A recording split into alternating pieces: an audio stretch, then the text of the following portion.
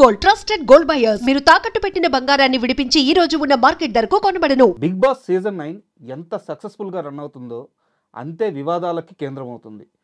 తాజాగా ఈ షోని నిలిపివేయాలంటూ గజ్వేలుకు చెందిన నలుగురు యువకులు జూబ్లీస్ పోలీస్ స్టేషన్లో కంప్లైంట్ ఇచ్చారు. అసలు షో మీద కంప్లైంట్ ఇవ్వాల్సిన అవసరం ఏముంది, వాళ్ళు ఏం డిమాండ్ చేస్తున్నారు, అసలు షోలో నడుస్తున్న ఆ కంటెంట్ ఏదైతే ఉందో అశ్లీలంగా ఉందా, ప్రజలను తప్పుదోవ పట్టించే విధంగా ఉందా, ఇలాంటి అన్ని విషయాలను శేఖర్ భాషా గారిని అడిగి తెలుసుకుందాం. హాయ్ సార్, నమస్తే. హాయ్ రాజా. సార్, బిగ్ బాస్ సీజన్ 9 అంటే కంటెంట్ పరంగా కానీ అక్కడ ఉండే కంటెస్టెంట్స్ ఇచ్చే ఆ ఎంటర్టైన్మెంట్ పరంగా కానీ ఓకే, షో బాగా నడుస్తుంది.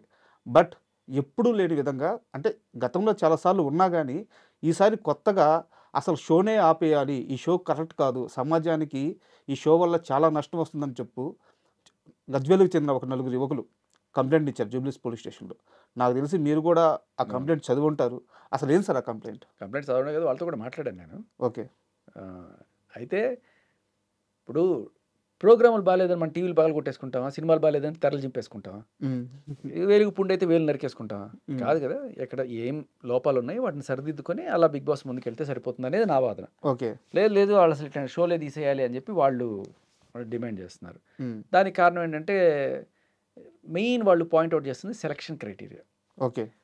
ఏవో వేరే వేరే సీజన్లో ఉన్న కొన్ని ఫుటేజ్లు ఏవో చూశారు వాళ్ళు. ఇంకోటి ఆడమాగా కలిసి ఆడుకుంటున్నారు గేమ్లన్నీ కూడాను, ఫిజికల్గా వాళ్ళు వీళ్ళ మీద వాళ్ళ మీద పడడం. ఈ కల్చరా మీరు మన పిల్లలకి నేర్పించేది అని వాళ్ళు ప్రశ్న లేవనెత్తారు. సో బేసికల్ మనం అర్థం చేసుకోవచ్చు, ఇప్పుడు గజ్వేల్కి హైదరాబాద్కి ఎంత దూరం ఉందో కల్చర్లో కూడా కొంత దూరం ఉంటుంది. సో కల్చర్లో ఇక్కడ చాలామంది యాక్సెప్ట్ చేస్తారు, దాంట్లో తప్పే ఉంది, ఆడమాగే కలిసి ఆడితే తప్పే ఉంది. బట్ పల్లె వాతావరణంలో అలా ఉండదు. అవును. సో ఇక్కడ మరి హైదరాబాద్లో అలా ఉంది కదా, అమెరికాలో ఇంకో రకంగా ఉంటుంది. డైరెక్ట్గా అసలు పబ్లిక్ అయినా మొదలు పెట్టేసుకుంటారు.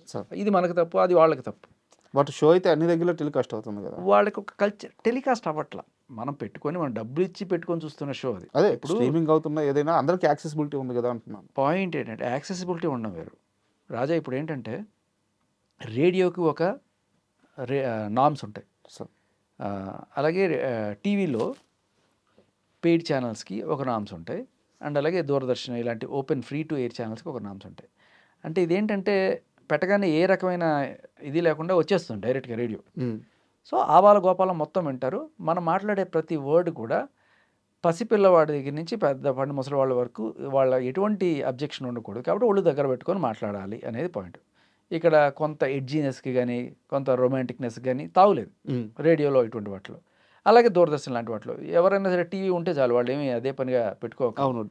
సో పెడితే దూరదర్శన్లో వచ్చేస్తాయి. కాబట్టి వాటిలో ఉండాల్సిన కంటెంట్ అంత మాత్రమే. సో ఎప్పుడైతే ఈ ఛానల్స్ అన్నీ వచ్చేసాయి, శాటిలైట్ ఛానల్స్, నువ్వు డబ్బులు ఇచ్చి కొనుక్కొని పెట్టుకుంటున్నావు నువ్వు. అది కూడా ఆ పర్టికులర్ టైంలో నువ్వు నీ అంతటికి నువ్వు వీళ్ళు రిమోట్ ఆన్ చేసుకుంటే వచ్చేవి తప్ప వాళ్ళు సొంతంగా నేనైతే కనిపెట్టి చూడమనట్లే కదా. సరే పోని బిగ్ బాస్లో కంటెంట్ నీకు నచ్చలేదు అనుకుందాం, ఇది సమాజం పట్ల దుష్ప్రభావం చూపిస్తాం అనుకుంటాం, బిగ్ బాస్ షో తీసేద్దాం. మరి సమాజం బాగుపడిపోద్దా? అంతకన్నా దరిద్రాలు ఎన్ని ఉన్నాయి చుట్టూ, చాలానే జరుగుతున్నాయి. ఈ చిన్న పిల్లోడికి ఫోన్ దొరికితే చాలు, ఏవో దరిద్రమైన వెబ్సైట్ అన్ని కూడాను వాళ్ళని చాలా చిన్న వయసులోనే చిదిమేస్తున్నాయి వాళ్ళ జీవితాన్ని. దానికి బిగ్ బాసే అవసరం లేదు. బిగ్ బాస్ ఇంకా చెప్పండి వాటికన్నా కొన్ని వేల రెట్లు బెటర్ కదా. What I'm talking about sir. ఈ ఫోన్లు గిన్లు ఇట్లాంటివన్నీ వచ్చేసి ఇష్టం వచ్చినట్టు అసలు పసిపిల్లాడు ఒక 13 ఏళ్ళ 14 ఏళ్ళ పిల్లాడికి కూడా మొత్తం విషయం ఏంటనేది తెలిసిపోతుంది. సో నిజంగా మనం ఏదైనా చేయాలనుకుంటే అక్కడి నుంచి మొదలెట్టాలి ఫస్ట్ మందు. బేసికలీ ఇక్కడ ఏంటంటే సరే బిగ్ బాస్తో ఉన్న ప్రాబ్లం ఏంటంటే, సరే ఇది కంటెంట్ చూసి ఏదో ఇటువంటివి ఏమైనా ఉన్నాయనుకో చూసి ఏదో పర్సనల్గా చూసి వదిలేస్తారు. అలా అవ్వాలని ఎవడు అనుకోడు. ఏది బూతు బొమ్మలు ఇట్లాంటివి ఏమైనా చూశారనుకో అవేవో చూసేసి ఆవిడతో వదిలేస్తారు. దాన్ని పట్టించుకోరు. నేను రేపు ఫ్యూచర్లో పెద్ద అలాంటి స్టార్ ఒకటి అవ్వాలి అని ఎవడు కలగా అండి కదా. కానీ బిగ్ బాస్లో ఉన్న ప్రాబ్లం ఏంటంటే నేను కూడా రేపు అక్కడికి వెళ్ళాలి అని ప్రతి ఒక్కడు ఆశపడతాను. సో ఈ యాస్పిరేషన్లో అంటే నేను అక్కడికి వెళ్ళాలంటే నేను ఎలా ఉండాలి, ఆదర్శవంతంగా ఒక మంచి సమాజ సేవ చేస్తే నన్ను తీసుకుంటారా, లేదు నేను వెళ్ళాక బూతులు తిడితే తీసుకుంటారేమో. ఎగ్జాక్ట్గా రాజాకి కూడా ఒక కోరుకుని ఉండొచ్చు బిగ్ బాస్కి వెళ్దామని చెప్పి. సో నేను ఇంత చక్కగా మంచి ఇంటర్వ్యూలు చేసి మంచి కంటెంట్ ఇస్తే వెళ్ళరు సార్. ఏదో ఒకటి ఇప్పుడు శేఖర్ భాష వాడి మీద పడే 2 కొట్టేసి వాడు 4 బూతులు తిట్టేసామంటే పాపులర్ అయిపోతుంది సడన్గా. ఇప్పుడు రాజా రేపు ఇదే పని చేస్తాడు. రాజాకి బిగ్ బాస్ కి వెళ్ళాలని ఖచ్చితంగా అభిప్రాయం ఉంటే సో అది తప్పుడు మార్గంలో చూపిస్తున్నట్టు అవుతుంది కదా అని ఇక్కడ అంతే. క్వశ్చన్. అదే అంటున్నా. ఇది మనం కొంచెం సూక్ష్మంగా పరిశీలించాలి. సార్. డైరెక్ట్‌గా బ్రాడ్‌గా చూసామనుకో ఓహో! అది అనిపిస్తుంది. ఇక్కడ ఏంటంటే బిగ్ బాస్ ఒక సెకండ్ ఛాన్స్ ఇస్తున్నాడు అన్న కోణంలో కూడా చూడొచ్చు వీళ్ళందరికీ. ఒకటేంటంటే ఇప్పుడు బూతులు తిడుతుంది అనే కోణంలో రమ్య కాదు తిట్టింది, వాళ్ళ అక్క తిట్టింది. సార్. బట్ అదే ఫ్యామిలీ నుంచి వచ్చింది కాబట్టి ఇప్పుడు నాన్న దొంగ అయితే కొడుకు కూడా దొంగ అంటామా? కాదు కదా. సో ఈవిడ్ని ఒక గ్లామర్ కోణంలో తీసుకున్నారు. బట్ అక్క తిట్ల వల్ల సడన్గా ఎవరు అనేది జనాలు అందరూ కూడా సెర్చ్ చేయడం మొదలెట్టారు. తర్వాత ఆవిడ అందాలు ఆరబోతా ఇవన్నీ కూడా చూశారు. మేబీ ఆ విషయంలో అయినా తప్పట్టచ్చు కానీ ఆవిడ బూతులు తిట్టలేదు, ఈమె తిట్టలేదు. వాళ్ళ అక్క తిట్టింది. సో కాబట్టి అది But ఆవిడకి సంబంధించి ఈమె పైన ఉండే కంప్లైంట్స్ ఈమె మీద ఉన్నాయి. ఇప్పుడు గ్లామర్ ఆరబోతాయి తప్పు అనుకుంటే ఈవిడికన్నా దారుణంగా చేసే ఐటమ్ సాంగులు చేసే బోల్డ్ మొహమ్మద్ ఖాన్ రాలేదా? సో అది మనం సమాజంలో యాక్సెప్ట్ చేసేసిన ఒక ఇది. కాకపోతే మనకి ఏమవుతుందంటే బాలీవుడ్ నుంచి ఎవరో వచ్చి చేస్తే ఓకే, మన తెలుగుంటి అమ్మాయి ఏంట్రా ఇట్లా చేస్తే మనకి పట్టదు. ఎందుకంటే మన అక్కో చెల్లో లేకపోతే ఇట్లా మన వాళ్ళలాగా చూసుకుంటుంటాం. వీళ్ళకి పోయే కాలంరా, వీళ్ళ అమ్మ అబ్బా లేరా, వీళ్ళు వదిలేసారా, లేకపోతే ఏం చేస్తున్నారా అనుకునే కోణాల్లో వస్తాయి. వాళ్ళకైతే ఏముండవు. సో మన మైండ్ సెట్లో ఉన్న ప్రాబ్లం అది. ఇది పక్కన పెడితే అంటే నేను అది రైట్ అని చెప్పను. నాకు ఎవరు చేసినా తప్పే. ఇప్పుడు వాళ్ళు చేసినా తప్పే, వీళ్ళు చేసినా తప్పే. బట్ మన కోణంలో ఏంటంటే వాళ్ళు చేస్తే రైట్, వీళ్ళు చేస్తే తప్పు. డ్రగ్స్ అవును. సంజన ఇక్కడ ఆవిడ నిర్దోషి అని తేలింది. బట్ ఒక్కసారి మన మీడియాలో ఎవరన్నా సరే నింద వేసేసాడంటే ఎలా ఉంటుందంటే నింద చాలా పెద్ద ఫస్ట్ పేజ్లో వస్తుంది, హెడ్లైన్స్లో. ప్రూవ్ అయిపోయింది 13వ పేజీలో ఎక్కడో అవును వాడిని రిలీజ్ చేశారని వస్తుంది. ఎంత దారుణం కదా. సో ఆవిడ నిర్దోషిగా విడుదలయ్యింది. అయినా కూడా అది ఎవరికి తెలియదు.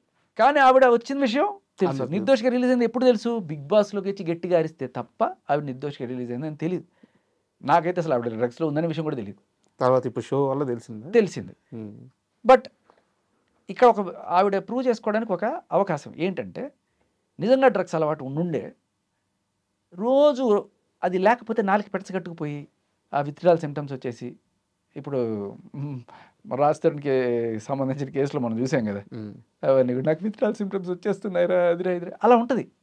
డ్రగ్స్ అలవాటు ఉండే వాళ్ళ పరిస్థితి లబలబలబల లేకపోతే పీక్కు నాలుక. ఇప్పుడు ఈవిడ ఇన్ని రోజులు ఉందంటే ఆవిడ ప్రూవ్ చేసుకుంది ఆవిడకి అలవాటు లేదని. లేకపోతే ఎట్లా ఉంటుంది, వేరే రకంగా బిహేవియర్ ఇష్యూస్ వచ్చేసి హే అని చెప్పి ఒకళ్ళ మీద పడిపోయి కొట్టాడు ఇటు ఏమైనా చేసిందా? లేదు కదా. మీరు అన్నట్టు ఇది సెకండ్ ఛాన్స్. ఎస్.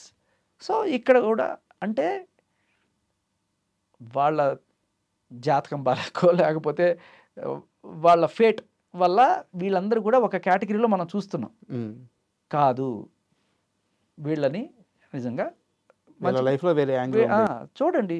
వాళ్ళని నిర్దోష అనే విషయం నిజంగా ఇవాళ ఆవిడ బిహేవియర్ వల్ల ప్రూవ్ అవుతుంది. మేబీ ఆవిడ దొంగతనాలు చేసి ఉండొచ్చు, లేకపోతే ఏదో గట్టిగా అరగెంట్గా మాట్లాడి ఉండొచ్చు ఎవరు Sanjana. But that doesn't mean ఆ డ్రగ్స్ లైఫ్ ఆవిడికి ఆపాదించలేము మనం ఈ బిహేవియర్ తోటి.